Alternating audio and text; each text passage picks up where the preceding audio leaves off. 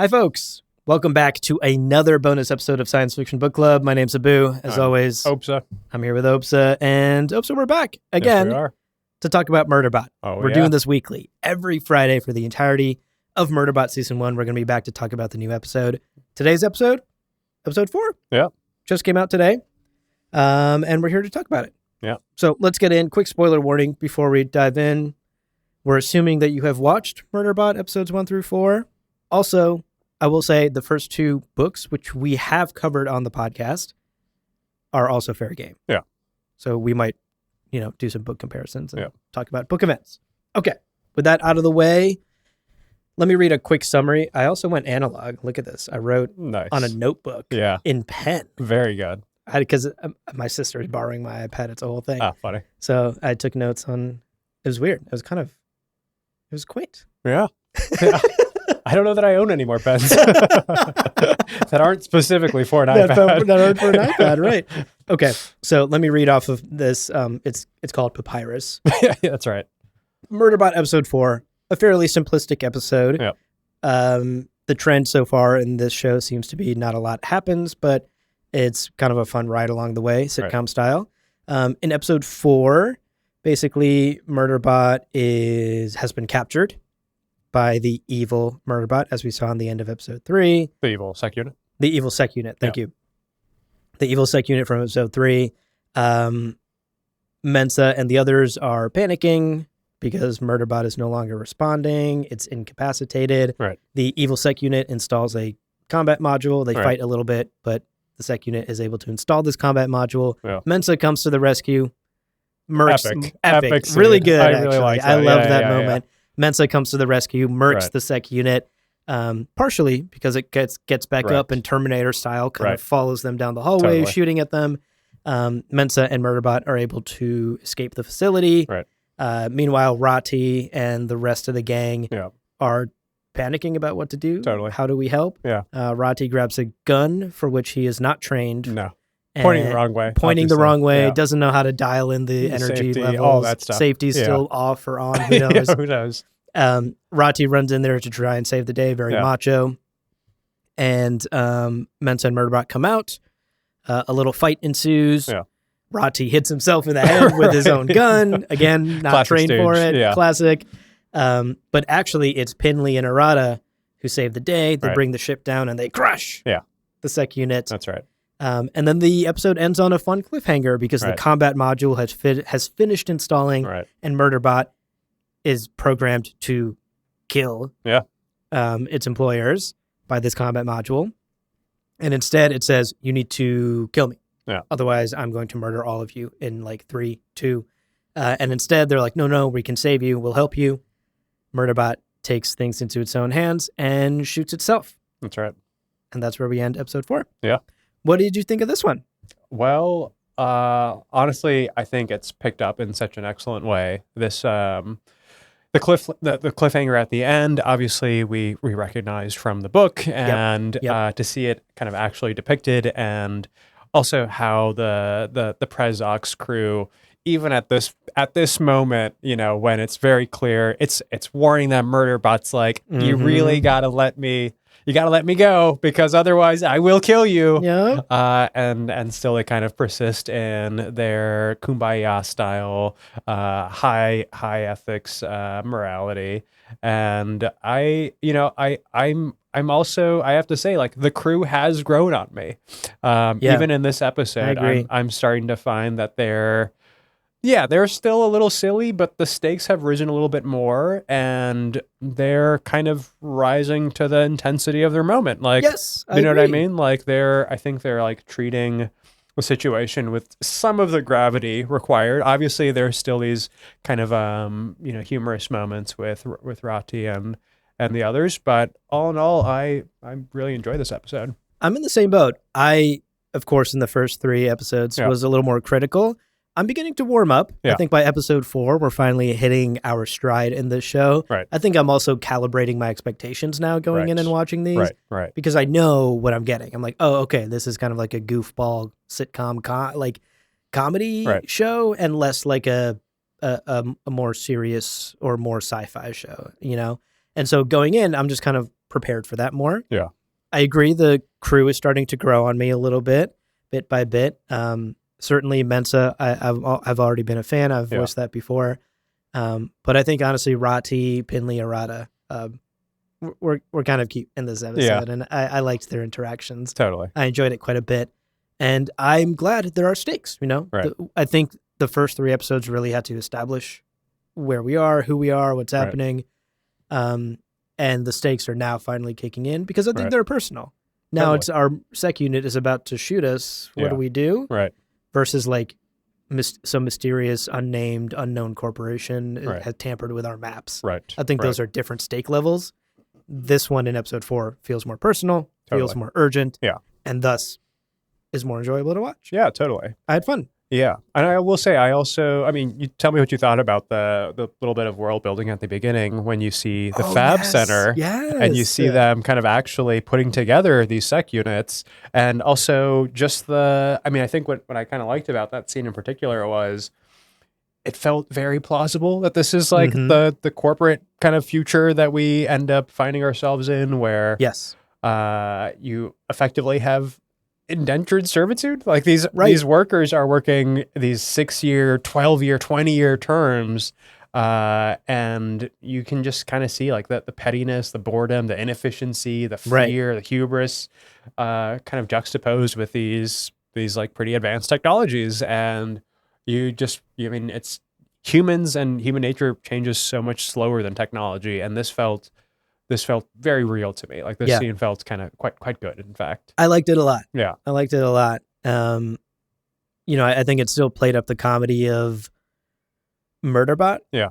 Who thinks it was manufactured to like a very precise degree and like I'm a killing machine and there's no way anyone would have tampered with me. Totally. And we see the reality of like the system is literally like glitching and restarting in the middle of them trying to code Murderbot's like software. Yeah. And I liked it. I like when the show takes an opportunity to expand. Yes. Because like the reality is like we're working with a novella, right? Yes. It's like 120 page. Quite slim. Yeah. It's slim. Yeah. It's one quick, simple story. Totally. And to turn it into a 10-episode season of television, you simply must expand. Yes. You have to take time to do more with it in order to properly create a television show. Totally. And so I like when the show is like, let's do a little bit of world building. Let's explore this beyond the confines of this first novella. Right. And frankly, I wish it was doing more of that. Yeah, I agree. I feel like it didn't happen enough in 1, 2, and 3. Yeah. I would have liked more world building. I would have liked more expansions of the story itself. Totally. So I was a big fan. Yeah. I also think, what do you think of the comedy? I was quite critical of the comedy in 1, 2, 3. Yeah. I found myself giggling and laughing quite a bit in 4. Yeah. Was the comedy landing for you too? No, the comedy definitely was landing. And I think even those, the moments when Murderbot was kind of losing its sense of place and self when it was trying to escape with Dr. Mensa. And you just had the flashes where it put itself into Sanctuary Moon. Dude, I can't say enough good things about Sanctuary Moon. Certainly. I just so enjoyed that. Yeah. I think, and to your kind of points in the previous episodes, you do need you need the contrast, and they introduce a lot more contrast in this episode. So yeah, the comedy definitely felt like it landed, even more for me. Definitely. I agree. I definitely found myself laughing quite a bit. Yeah. Even at some of the goofier stuff. Yeah. I think because of the contrast, right? There are stakes, like people are going to die, people are going to get shot at.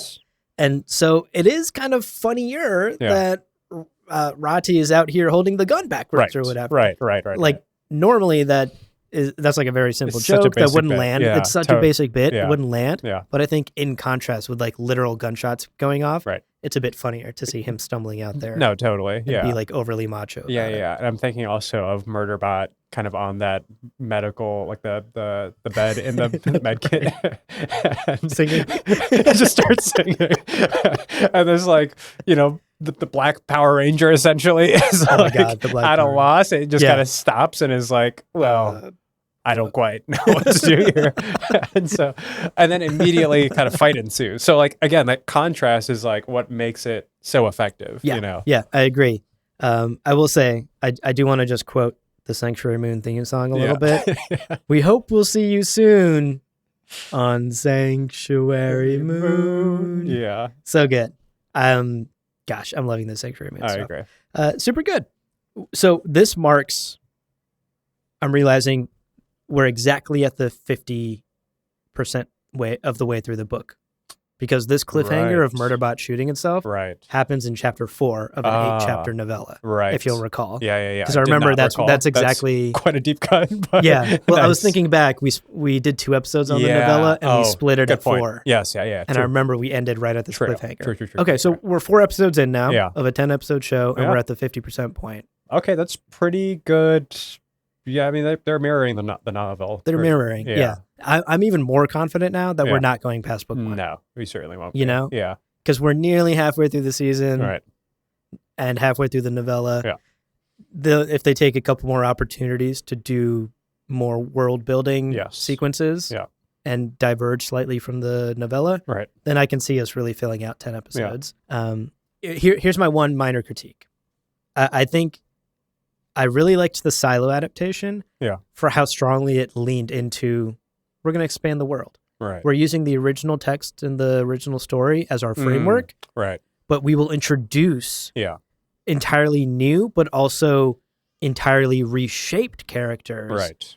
Like Common's character, right? Yes, that's true. Who in the book was a bit of a numbskull, as we've talked about, but gets an incredible backstory, gets a family, gets so rich, motivation, so such a richer character. Yeah, definitely. I admired Silo for doing that, and I was more forgiving of Silo's pace because it did that. Right. Silo is a slow burn TV show. Yeah. But you are rewarded for the slow burn, because you are given such rich text.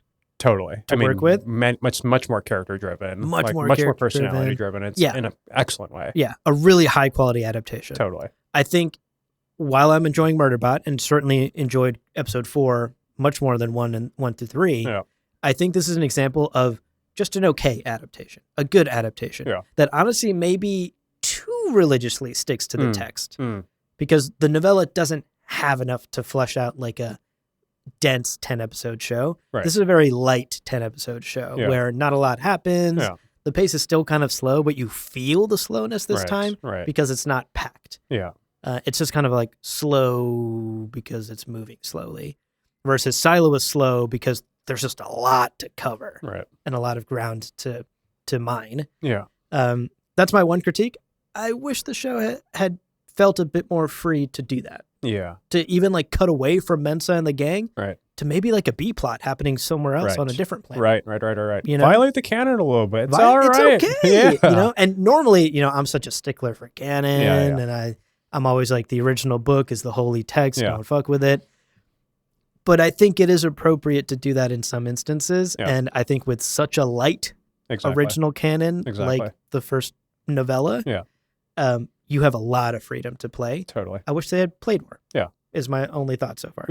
We kind of know or suspect that Murderbot's been around for a lot longer than we've known it. So let's do some flashback. Let's see some of what Murderbot's kind of past was like. And, we only get so much of that in the novella. So they have enough room to kind of play here. Right. So even in the novella, Murderbot will mention my previous crew never would have da-da-da-da-da. Right. Let's see that crew. Let's see that. Let's flash back to a different crew and an older Murderbot. Totally. And that might even be a nice contrast to the current crew. Exactly. And create more empathy or more connection for the viewer for the current crew sort of thing. Right. So I wish there had been more of that. We are sort of religiously sticking to the text outside of the really lovely opening shot where we saw the factory. Right. That's my only critique so far. But again, I'm warming up to the show. Totally. I had a lot more fun in this episode. Yeah. And I'm hoping that trend continues for 5, 6, 7, and beyond. Well, time will tell. Time will tell. All right, folks. Those are our brief thoughts on Murderbot episode 4. Good television. We're having a fun time. Definitely. We will be back next Friday, as promised, to talk about episode 5 of Murderbot. That's right. Until then, we hope to see you soon. On Sanctuary Moon. I don't know why that really got me.